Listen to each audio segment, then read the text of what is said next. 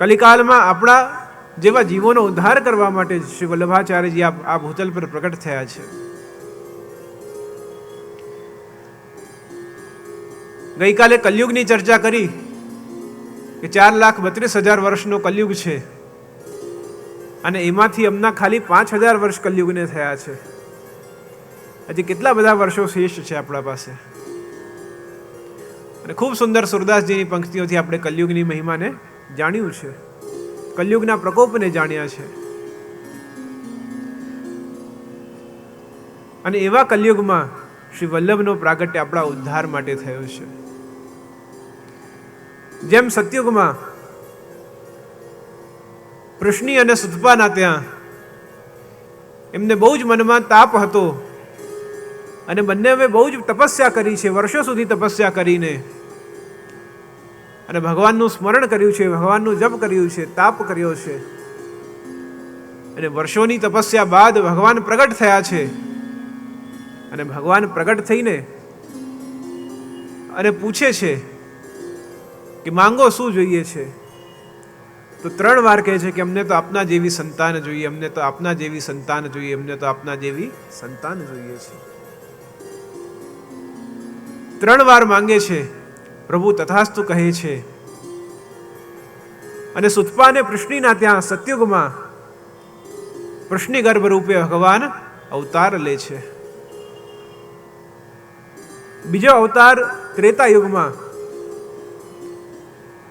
કશ્યપ અને અદિતિના ત્યાં વામન ભગવાનના સ્વરૂપે આપ અવતાર લે છે. 3 વાર વરદાન માંગે છે કે મને આપના જેવો સંતાન જોઈએ, આપના જેવો. તો પ્રભુ કહે છે કે એક યુગમાં તો એક અવતાર જ સંભવ છે, પરંતુ અલગ અલગ અવતારમાં હું જન્મ લઈશ. તો પહેલો અવતાર એ સુતપા પૃશ્નિના ત્યાં આપ લે છે. બીજો કશ્યપ અદિતિના ત્યાં વામન ભગવાન સ્વરૂપે આપ જન્મ લે છે. અને ત્રીજું શ્રી વસુદેવજી દેવકીજીના ત્યાં આપ કૃષ્ણ સ્વરૂપે જન્મ લે છે.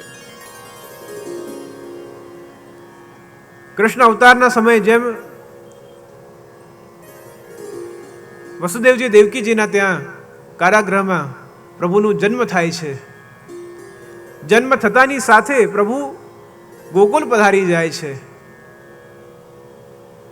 વિચાર કરો કેટલી ઓછી ક્ષણો એક માતા પિતાને પોતાના સંતાન સાથે મળી છે.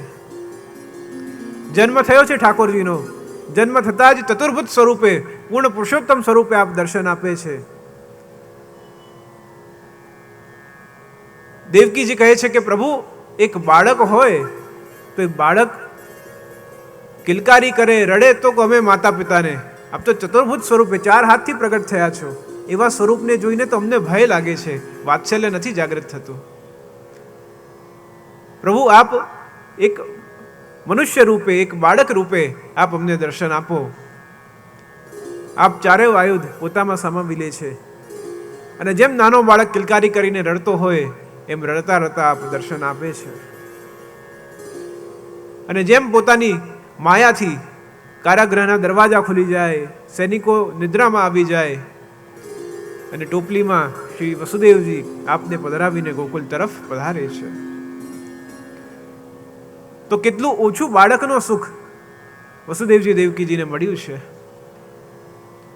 અને એ બાળકનો સુખ એમને ન મળ્યા છતાં પણ એમના મનમાં બહુ જ તાપ થયો, બહુ જ ક્લેશ થયો કે પ્રભુ આપ ક્ષણભર માટે અમારા ત્યાં બિરાજો છો.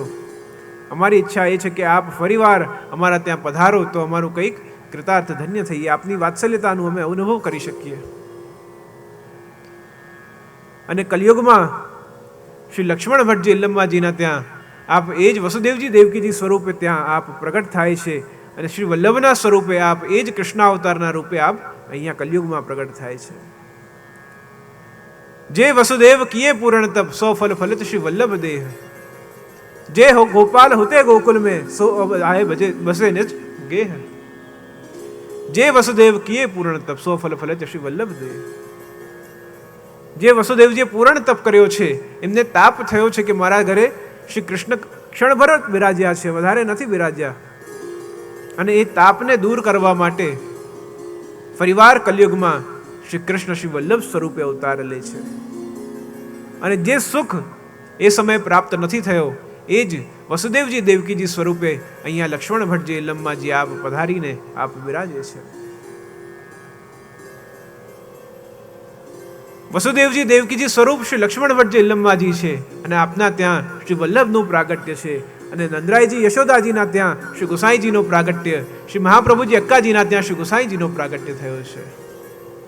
એ ભાવથી સ્વરૂપ આપનું છે. અને જ્યારે શ્રી વલ્લભનું આ કલિકાલમાં પ્રાગટ્ય થાય છે ત્યારે જેમ શ્રી કૃષ્ણ સ્વરૂપે શ્રી ગુસાઈજીનું આપનું સ્વરૂપ છે અને બલદેવજી સ્વરૂપે શ્રી ગોપીનાથજીનું સ્વરૂપ છે. શ્રી વલ્લભ જ્યારે આપણા વચ્ચે બિરાજે છે, આ ભૂતલ પર બિરાજે છે, તો જીવને આનંદ આપવા માટે આપ પધાર્યા છે. અને જીવને આનંદ આપવા જ્યારે આ ભૂતલ પર પધાર્યા હોય ત્યારે આનંદ આપણા અંદર જ શ્રી પ્રભુની કૃપાથી, શ્રી વલ્લભની કૃપાથી વિદ્યમાન છે. શ્રી વલ્લભ નામ ન તો આપણે કોઈએ નક્કી કર્યું છે, ન તો આપણી કોઈ પરંપરાએ નક્કી કર્યું છે. શ્રી વલ્લભ નામ તો સ્વયં ઠાકોરજી સ્વામીજીએ નક્કી કર્યું છે અને આપણને પ્રદાન કર્યું છે. શ્રી વલ્લભ કેવા છે એ નામ, આપનું સ્વરૂપની મહિમા કોણે બતાવી? તો શ્રી ઠાકોરજી અને સ્વામીજીએ બતાવી છે. જરા વિચાર કરીએ, આપણને પ્રિય નામ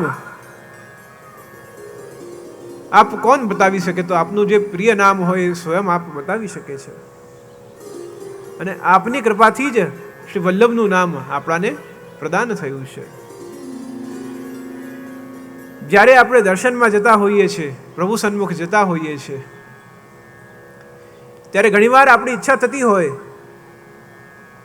કે હજારોની ભીડ હોય, હજારોની ભીડમાં આપણે દર્શનમાં જતા હોઈએ તો આપણા મનમાં પ્રશ્ન થાય કે આટલા બધા લોકો દર્શન કરવા આવે છે, ઠાકોરજી મારા તરફ ક્યારે જોશે?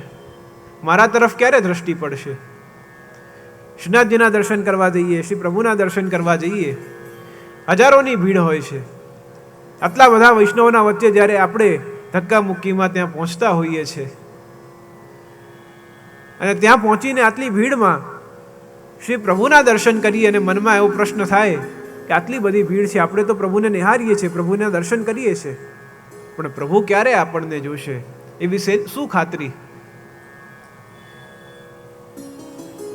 તો એનો ઉપાય અહીંયા બતાવે છે કે જ્યારે દર્શનમાં પ્રભુ સન્મુખ જોઈએ અને જો ખાતરી લેવી હોય કે પ્રભુ આપણને જોશે, ત્યારે શ્રી વલ્લભ, શ્રી વલ્લભ, શ્રી વલ્લભ નામ ઠાકોરજી સન્મુખ 3 વાર લઈ લઈએ તો ઠાકોરજીની અચૂક દ્રષ્ટિ આપણા પર પડી જાય છે.